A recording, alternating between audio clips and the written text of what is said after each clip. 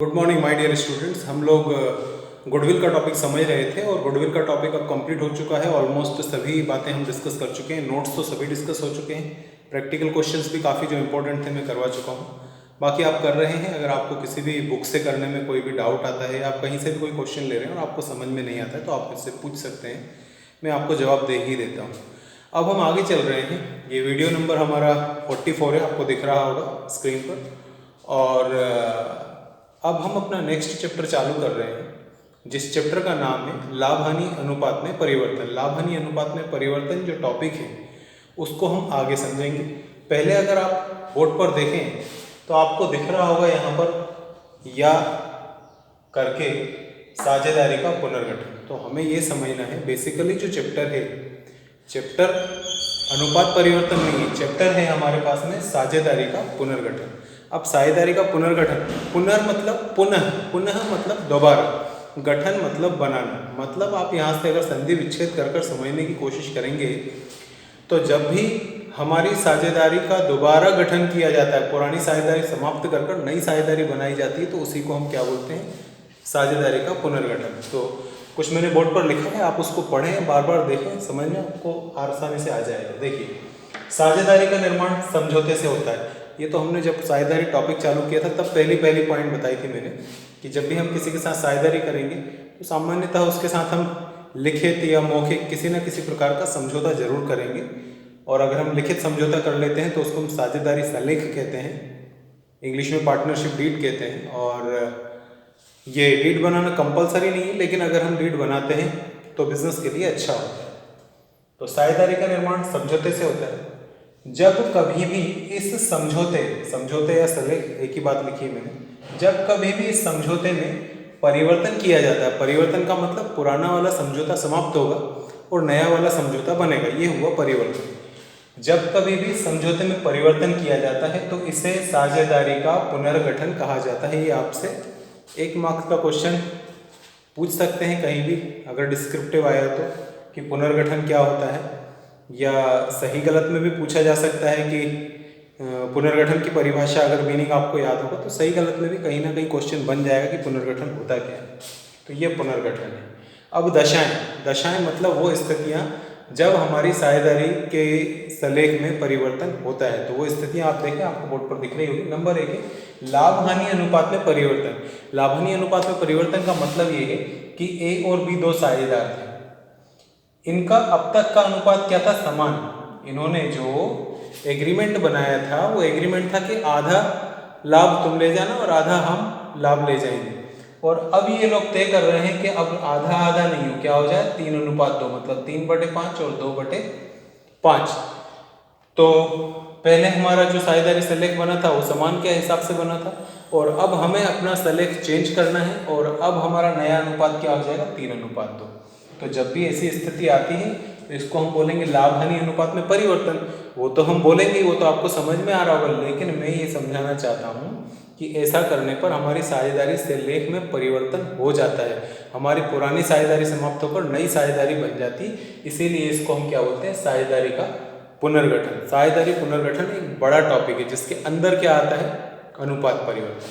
दूसरी पॉइंट है नए साझेदार का प्रवेश। मतलब ए और बी दो साझेदार थे और अब इन्होंने एक नए व्यक्ति को अपनी साझेदारी में प्रवेश दिया जिसका नाम क्या है, सी। तो आप समझदार हैं। अब तक जो सलेख था वो ए और बी के बीच में था, जो लाभ या हानि बढ़ते थे वो ए और बी के बीच में बढ़ते थे, जो अधिकार और दायित्व थे वो सब ए और बी के थे, और अभी किसका होने वाला है, ए और बी और सी का। तो अब जाहिर सी बात है हमें अपनी साझेदारी सलेख में चेंजेस करना पड़ेंगे। अधिकारों का भी विभाजन होगा, दायित्वों का भी विभाजन होगा, अनुपात किस तरीके से बांटा जाए ये भी तय होगा, सभी चीज़ें परिवर्तित हो जाएंगी। समझ रहे हैं बात को आप। इसलिए नए साझेदार के आने पर भी साझेदारी में परिवर्तन होता है, सलेख में परिवर्तन होता है। इसलिए ये भी एक उदाहरण है साझेदारी के पुनर्गठन का। इससे ही मिलती जुलती बात है यहाँ पर। किसी साझेदार की निवृत्ति, निवृत्ति का मतलब ए बी सी 3 साझेदार हैं और ये जो भाई साहब है सी, ये अब व्यवसाय से क्या लेना चाहते हैं, अवकाश। ये भाई साहब बिजनेस से क्या हो रहे हैं, रिटायर। तो अगर कोई साझेदार व्यवसाय से अवकाश लेता है, रिटायर होता है, तो जो संपत्ति दायित्व अब तक 3 लोगों के थे अब वो सिर्फ कितनों के रह जाएंगे, 2 के। या जो लाभ हानि 3 लोगों में विभाजित होता था अब वो कितनों में बटेगा, सिर्फ दो लोगों में, तो यहाँ भी परिवर्तन हो रहा है, सलेख में परिवर्तन हो रहा है, इसलिए ये भी एक उदाहरण हो सकता है साझेदारी के पुनर्गठन का।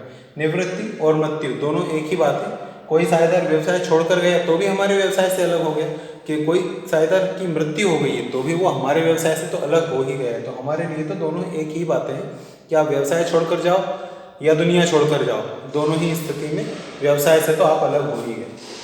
अगला है फर्मों का समामेलन। फर्मों के समामेलन का मतलब होता है एक ए और बी का व्यवसाय है, एक सी और डी का व्यवसाय है। समझ रहे हैं बात को? मैं यहाँ लिख नहीं रहा हूँ क्योंकि मेरा वॉइस भी तो रिकॉर्ड हो रहा है, आप उसको रिपीट कर सुन सकते हैं कि मैंने क्या लिखा है। एक व्यवसाय ए बी का है, एक व्यवसाय सी डी का है। मतलब समझ लो कि ये लोग कॉमर्स की कोचिंग पढ़ा रहे हैं और ये लोग मैथ्स और फिजिक्स की कोचिंग पढ़ा रहे हैं, और अब इन लोगों ने सोचा है कि हम मिलकर एक ही कोचिंग बना लें, तुम अलग मत करो, हम भी अलग मत करें, हम चारों लोग मिलकर अपना बिजनेस करते हैं। तो ऐसी स्थिति में जो नई फर्म बनेगी ए बी सी डी की, उसको अपन क्या बोलेंगे? क्या हो गया है? साझेदारी का समामेलन, अमलगमेशन बोलते हैं। तो जब ऐसा होगा तब इनकी डीड भी खत्म हो जाएगी, इनकी डीड भी खत्म हो जाएगी और नई डीड बनेगी, नया सलेख बनेगा। इसलिए ये भी एक उदाहरण हो जाता है हमारे बीच में साझेदारी के पुनर्गठन का। तो मैंने आपको कहा साझेदारी एक बड़ा टॉपिक है, उसके अंदर आता है पुनर्गठन। पुनर्गठन के अंदर ये 3-4 बातें आती हैं। तो आपका जो सिलेबस है वो समामेलन की बात नहीं करता है। थियोरेटिकली आपको पता होना चाहिए कि ये बातें जो है ये हमारी पुनर्गठन में आती है, लेकिन आपका जो कोर्स है वो सिर्फ इन चीज़ों की बात करता है। अनुपात में परिवर्तन हो रहा हो, नया साझेदार आ रहा हो, कोई साझेदार अवकाश ले रहा हो या किसी साझेदार की मृत्यु हो रही है, तो इन दशाओं में हमें क्या क्या चेंजेस करने पड़ते हैं, क्या क्या खाते बनेंगे, क्या क्या एंट्रीज होंगी, वो सब अपने को धीरे धीरे सीखना है। तो फिलहाल अब मैंने आपको फाउंडेशन दे दिया है, बेस दे दिया है, इंट्रोडक्शन भी दे दिया है उसका, कि हम सीख क्या रहे हैं? पुनर्गठन। लेकिन पुनर्गठन एक बड़ा टॉपिक है जिसको 3 चैप्टर्स में बांटकर बताया गया है। उसमें से एक चैप्टर कौन सा है? लाभ हानि अनुपात में परिवर्तन। तो ये एक पूरा चैप्टर है, हमें पहले ये चैप्टर सीखना है, फिर यहाँ आना है, फिर ये चैप्टर सीखना है, फिर ये चैप्टर सीखना है। ये 4 बातें सीखने के बाद जाकर हमारा साझेदारी का पुनर्गठन वाला टॉपिक समाप्त होगा। तो अब धीरे धीरे हम लोग चालू करेंगे, इसी लेक्चर को कंटिन्यू करेंगे कि साझेदारी के लाभ हानि अनुपात में जब परिवर्तन होता है तो क्या क्या चेंजेस हमें करने पड़ेंगे, क्या क्या बातें ध्यान रखनी पड़ेंगी, वो हम देखेंगे। तो आप इसको अच्छे से स्क्रीन को देख लें, कोई डाउट आ रहा हो तो समझ लें, इसका स्क्रीनशॉट ले लीजिएगा ताकि रेफरेंस के टाइम पर काम आए। वीडियो नंबर 44 है, इसमें कोई डाउट पूछना हो तो आप मुझे हमेशा वीडियो का रेफरेंस दिया करें कि हमें इस वीडियो में ये दिक्कत है, तो मैं इस चीज़ को क्रॉस चेक कर आपको समझा पाऊँ। चलिए इसको देख लीजिए।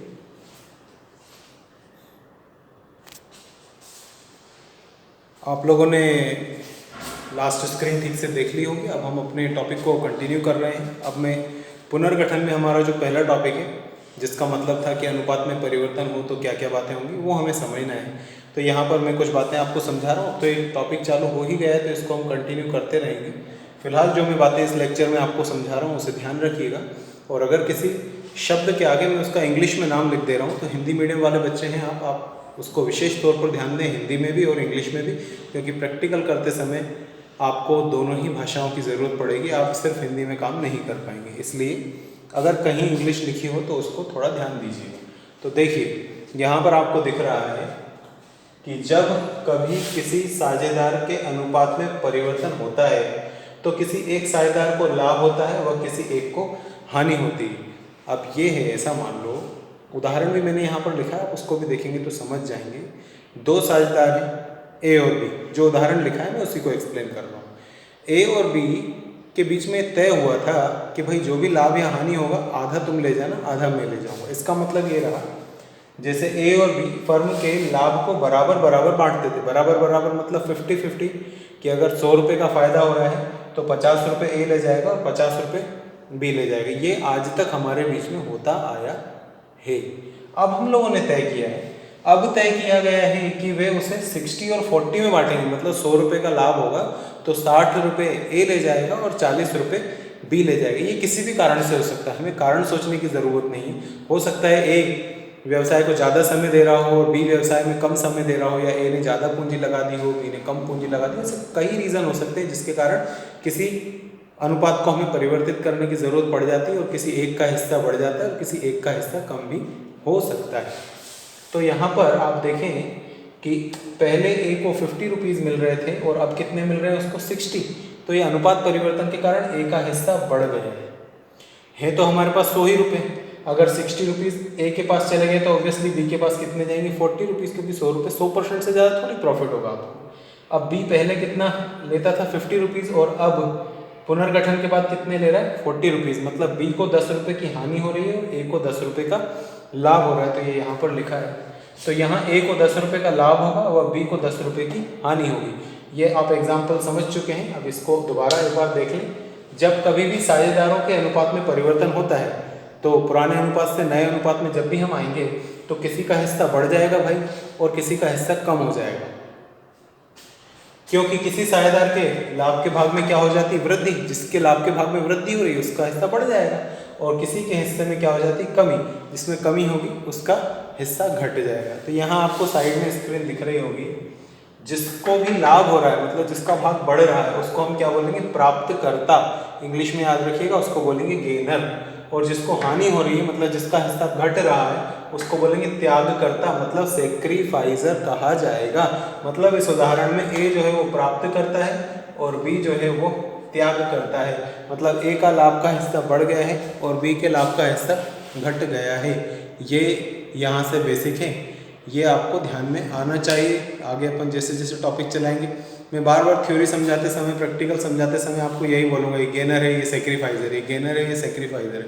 तो जो बच्चा इस 44 नंबर वाले वीडियो को देखेगा उसको समझ में आएगा कि गेनर क्या और सेक्रीफाइजर क्या। जिसने ये वीडियो मिस किया उसको तो आगे दिक्कत ही आएगी, उसको थोड़ी समझ में आएगा कि गेनर क्या बोल रहे हैं और सेक्रीफाइजर क्या बोल रहे हैं, तो प्रॉब्लम आ सकती है। इसलिए आज मैंने आपको बता दिया इस लेक्चर में कि टॉपिक जो है वो अनुपात परिवर्तन नहीं, टॉपिक है पुनर्गठन, साझेदारी के पुनर्गठन हमारा टॉपिक चल रहा है। उसके अंदर हम पहला चैप्टर सीखने जा रहे हैं जिसका नाम था अनुपात परिवर्तन। अनुपात परिवर्तन मतलब साझेदारों का पहले कोई और अनुपात था और अब कोई और अनुपात होगा। जब अनुपात में चेंजेस होगा तो किसी का हिस्सा बढ़ जाएगा किसी का हिस्सा घट जाएगा। जिसका हिस्सा बढ़ रहा है उसको गेनर बोलेंगे प्राप्तकर्ता, जिसका हिस्सा घट जाएगा उसको सेक्रीफाइजर बोलेंगे मतलब त्याग करता। आज के लिए इतनी ही क्लास है, इसको बहुत अच्छे से आप देख लीजिएगा, समझ लीजिएगा। आपको वर्ड्स का मीनिंग पता होना चाहिए। ये जो 2 वर्ड्स मैंने आपको इंग्लिश में लिख कर दिए इनको भी आपको अच्छे से देखना है, ताकि जैसे ही मैं नेक्स्ट लेक्चर अपना चालू करूँ तो फिर मैं कहीं गेनर या सेक्रीफाइजर बोल दूँ तो आप कन्फ्यूज़ ना हो। ठीक है, हम लोग मिलते हैं नेक्स्ट लेक्चर में, तब तक के लिए सी यू, बाय बाय।